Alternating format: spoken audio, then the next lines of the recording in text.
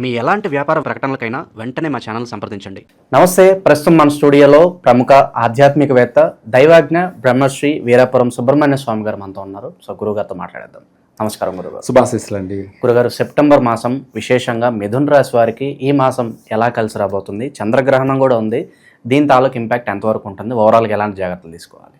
మిథున రాశి వారికి ఈ భాద్రపద మాసం సెప్టెంబర్ నెలలో అన్ని విధాలా కూడా కలిసి వచ్చే అంశాలే అధికంగా ఉన్నాయి. వివాహ సౌఖ్యము, అలాగే అంటే సంబంధాలు కుదరడం, అదే ఆనందం మనిషికి. ఇంకేముంది, అంతకంటే మించిన ఆనందం ఏముంది? అదొకటి. ఇదే కాకుండా వీళ్ళకు ఉద్యోగ ప్రయత్నాలు చేసే వాళ్ళకి ఉద్యోగం వచ్చే అవకాశం కూడా ఉంది. కొత్తగా ప్రయత్నాలు చేసే జాబ్ గురించి ప్రయత్నం చేసే వాళ్ళకి ఉద్యోగం కూడా వచ్చే అవకాశం ఉంది. అది కూడా ఆనందాన్ని కలగచేసే విషయమే. అది ముఖ్యం కదా. మనిషి అన్నాక ఏదో ఒక పని చేయాలి, ఖాళీగా ఉండకూడదు. కష్టే పలి. ప్రతి మనిషి కూడా టైం వేస్ట్ చేయకూడదు. ఏదో ఒక పని చేస్తూ, అంటే ఏదో ఒక కష్టం చేస్తూ తన జీవితాన్ని తను ముందు లాస్ లేకుండా తను పని చేసుకుంటూ తను నమ్ముకున్నటువంటి తల్లిదండ్రులను కానీ భార్య పిల్లల్ని కానీ అందరినీ పోషించుకోవాలి. కాబట్టి దానికి సంబంధించి ప్రయత్నం చేస్తే ఉద్యోగం కూడా వచ్చే అవకాశం ఉంది. ఇవే కాకుండా వ్యాపార ప్రయత్నాలు చేస్తే చకచక వ్యాపారం అనుకున్న వ్యాపారాన్ని వాళ్ళు స్టార్ట్ చేయగలుగుతారు. అందులో లాభసాటిగా కూడా సాగుతుంది. వ్యాపార లాభసాటిగా సాగిపోతుంది. ఇవే కాకుండా సంతాన విషయంలో కూడా వీళ్ళకు చక్కగా శుభవార్తలు వింటారు. చక్కని సంతాన ప్రాప్తి కూడా కలుగుతుంది. అధికంగా కూడా వీళ్ళకి మిథున రాశి వాళ్ళకి ఇటు సంతానం విషయంలో స్త్రీ సంతానం ఉంది, అటు పురుష సంతానము ఉన్నాయి, రెండు ఉన్నాయి. సరే, ఎవరైతేనేముంది, సంతానం కలిగారా లేదా ముఖ్యమన్నమాట. ఆ విషయంలోనూ చాలా బాగుంది. విద్యార్థులకు కూడా బాగానే ఉంది. వ్యాపారవేత్తలకు కూడా చాలా బాగుంది. రియల్ ఎస్టేట్ వ్యాపారం చేసుకునే వాళ్ళకి కూడా బాగానే ఉంది. హోటల్ బిజినెస్ చేసే వాళ్ళకి కూడా చాలా బాగుంది. ఇవే కాకుండా ఇంకా కొన్ని విషయాలు, ఏ వ్యాపారంలోనైనా కూడా కొంత లాభసాటిగా అవుతే మాత్రం సాగుతుంది. ఈ సెప్టెంబర్ నెల కొంచెం ప్రశాంతత, కుటుంబం మనశ్శాంతి, అన్ని విషయాలలోనూ, అన్ని శుభకార్యాల్లోనూ కోలాహలంగా వీళ్ళింట్లో జరగడం కానీ, లేదంటే వీరు పాల్గొనడం కానీ, మొత్తం మీద ఆనందమైనటువంటి జీవితాన్ని అనుభవిస్తారు ఈ మాసంలో. అయితే ఇవన్నీ పక్కన పెట్టేస్తే గ్రహణం అనుకున్నాం కదా. గ్రహణ దోషం యొక్క ప్రభావం అనేది ఈ మిథున రాశి వారిపైన ఉంది. ఏమిటి ఆ యొక్క మిథున రాశి వారికి ఈ గ్రహణ యొక్క దోష ప్రభావం అంటే, కొంతవరకు చింతన, మనోవేద, ఏదో మనిషిని అన్నీ ఉన్న అల్లు నోట్ల శని అంటారు కదా. ఆ టైపులో మనకు రాశి ప్రకారంగా భాద్రపద మాసంలో అన్ని విధాలా బాగున్నా ఈ గ్రహణం యొక్క ప్రభావం ఏమిటంటే, వీళ్ళకు ఏదో ఒక వెలితి అంటే ఆటంకాలు, అవరోధాలు కలిగే అవకాశం కూడా ఉంది. ఎందుకంటే ఈ నెలలో గ్రహణం యొక్క ప్రభావం అనేది ఎఫెక్ట్గా ఎన్ని రోజులు ఉంటుందంటారు ఈ ప్రభావం వీళ్ళకి? గ్రహణ ప్రభావం అనేది వాస్తవంగా చెప్పాలంటే సంవత్సరాంతం ఏమీ ఉండదు, కానీ అధికంగా ఆ మాసం అయితే ఉండే అవకాశం ఉంటుంది గ్రహణం యొక్క ప్రభావం. అంతేకాని సంవత్సరాంతం ఏమి ఉండదు. ఎక్కువగా ఎఫెక్ట్ ఉండేది ఆ మాసంలోనే ఉంటుంది. అందుకనేసి సరే, గ్రహణం జరిగేదాన్ని మనం ఆపలేము. దాని నుంచి తప్పించుకు తిరుగువాడు ధన్యుడు సుమి. ఇదే మనకు మార్గం. ఈ గ్రహణ దోష యొక్క ప్రభావం మనకు ఎటువంటి నష్టాన్ని కలగచేయకుండా, అంటే మానసిక పరంగా కావచ్చు, ఆరోగ్యపరంగా కావచ్చు, ఆర్థిక పరంగా కావచ్చు, ఏ విధంగానూ మనకు నష్టం కలగచేయకుండా దాని నుంచి మనం బయటపడాలి. ఇది ఇంపార్టెంట్ అయిన విషయం. ఆ గ్రహణానికి సంబంధించి మరుసటి రోజు గ్రహణం సోమవారం రోజు ఈ యొక్క మిథున రాశి వాళ్ళు వీలైనంత వరకు రాగి పాత్ర కావచ్చు, రాగి ఏదైనా కావచ్చు, స్తోమత ఉంటే ఒక పాత్రలో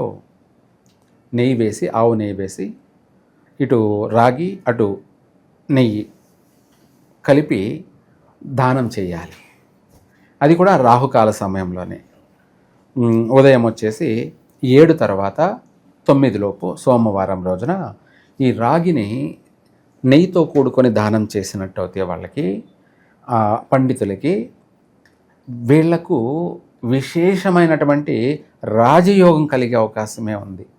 అంటే తిరుగు లేకుండా, ఎదురు లేకుండా అభివృద్ధి చెందే అవకాశం ఉంది. ఆర్థికపరమైనటువంటి అభివృద్ధే కాదు, అందరూ కూడా వీళ్ళకు సపోర్టు, అందరూ కూడా ప్రతి విషయంలో కూడా. వీటితో పాటు భూ వివాద సమస్యలున్నా, ఎటువంటి కేసులు పెండింగులున్నా ఇవన్నీ కూడా ఇమ్మీడియట్లీ అన్నట్టుగా తొందరలోనే కొట్టేయడం జరుగుతుంది. పోలీస్ స్టేషన్లో కూడా తిరుగుతూ ఉంటారు కొంతమంది. ఇటువంటివన్నీ కూడా, ఇవన్నీ కూడా క్లియర్ అయిపోయే అవకాశమే ఉంది 100%. వీటితో పాటు భార్యాభర్తల మధ్య మనస్పర్ధలతో ఉండి ఎడబాటు ఉండే వాళ్ళు కూడా మళ్ళీ కలుసుకునే అవకాశం ఉంది, లేదనుకోండి ఈ గ్రహణ ప్రభావం వల్ల అది కాస్త ఇంకా ఎడబాటులో ఉన్నారు కదా, అది ఇంకా కోతిపుండు బ్రహ్మాండం లాగా పెరుగుతూనే పోతూ ఉంటుంది. ఏమవుతుంది, ఇంకా ఎడబాటు పెరుగుతూనే వస్తుంటుంది. వీళ్ళిద్దరి మధ్య అండర్స్టాండింగ్ కుదరక, అర్థం చేసుకోలేక అది కాస్త విడిపోయేదానికి దారులు తీసే అవకాశం ఉందన్నమాట. అందుకనేసి ఈ గ్రహణానికి సంబంధించి ఆ రాగి పాత్రలో నెయ్యి వేసి, అది ఎంతైనా వేయచ్చులేండి, అంటే మనం 1.25 కిలో అన్నామంటే అంత దానం చేయాలన్నా, రోజు చేసినా దానమే కదా అనే కామెంట్లు కూడా ఉంటాయన్నమాట. అందుకనేసి కొంచెం చేసినా నిజమే, లేదు లెక్కల ప్రకారం అంటే 1.25 కిలో పట్టేటప్పటికి పాత్ర పెద్దదైపోతుంది. ఏమవుతుంది, పెద్దదైపోతుంది. అందుకనేసి ఎవరెవరు స్తోమతని బట్టి వాళ్ళు చేసామా లేదా దానం. రాగి పాత్రలో నెయ్యి పోసి దానం చేసినట్టు అయితే వీళ్లకు ఆర్థికపరమైనటువంటి యోగం కలుగుతుంది. శత్రు నాశనం కాకపోయినా మిత్రులు అవుతారు. ఏమిటి, మిత్రులు అవుతారు. అదే భార్య కూడా, శత్రువు అనుకున్న భార్య కూడా మళ్ళీ ఇక అయిపోయింది, విడాకులు తీసుకుందాము అనుకున్న స్టేజ్ నుంచి కూడా, అవును, మళ్ళీ కలుసుకునే అవకాశం ఉంది. కలుసుకొని సుఖంగా సౌఖ్యంగా ఉంటారు, బాగుంటుంది కూడా, కలిసే వస్తుంది. మిగతా విషయాల్లో చూసుకుంటే వాస్తు ప్రకారంగా ఈ మిథున రాశి వాళ్ళకి ఉత్తరముఖంగా ప్రయాణం, అంటే ప్రతిరోజు ప్రతినిత్యం కూడా ఉత్తరముఖంగా ఉత్తర దిశగా వెళ్ళినట్టు అయితే పోయిన పని సక్సెస్ అవుతుంది. జాబ్ కోసం రీసెర్చ్ చేసే వాళ్ళు ఉత్తరముఖంగా వెళ్ళాలి. లేదు పెళ్లి సంబంధాలకు సంబంధించి తొలిసారిగా చూడాలనుకున్న వాళ్ళు ఉత్తర సంబంధాలని మనం వెళ్ళినట్టు అయితే వెంటనే కూడా మనకు కుదిరే అవకాశాలే ఉన్నాయి. ఇటు జాబ్ అయినా ఖాయమయ్యే అవకాశం ఉంది, అటు పెళ్లి సంబంధాలైనా కూడా తొలి మళ్ళీ అన్నట్టుగా వెంటనే తొందరగా కుదిరే అవకాశం ఉంది. ప్రతిరోజు ప్రతినిత్యం కూడా వీళ్ళు ఉత్తర దిశగా బయలుదేరి వెళ్తే సర్వకార్య సిద్ధిరస్తు. అలాగే ఇంగ్లీషు సంఖ్యాశాస్త్ర ప్రకారంగా మిథున రాశి వాళ్ళకి చూసుకుంటే ఓవరాల్గా రాశి ప్రకారంగా 1, 5, 6 ఈ సంఖ్యలు వీళ్ళకు బాగా కలిసి వస్తాయి. అది ఫోన్ నెంబర్లు అయినా సరే, ఒక కారుకైనా లేదా బైక్ అయినా. ఇప్పుడు మొత్తం మనం ప్రతి ఒక్కరు ఫోన్ లేకుండా జీవించే వాళ్ళంటూ లేనే లేరు. లేదు అదే కాదు, వాహనం లేకుండా ఈ రోజుల్లో ఏ మనిషి కూడా లేడు.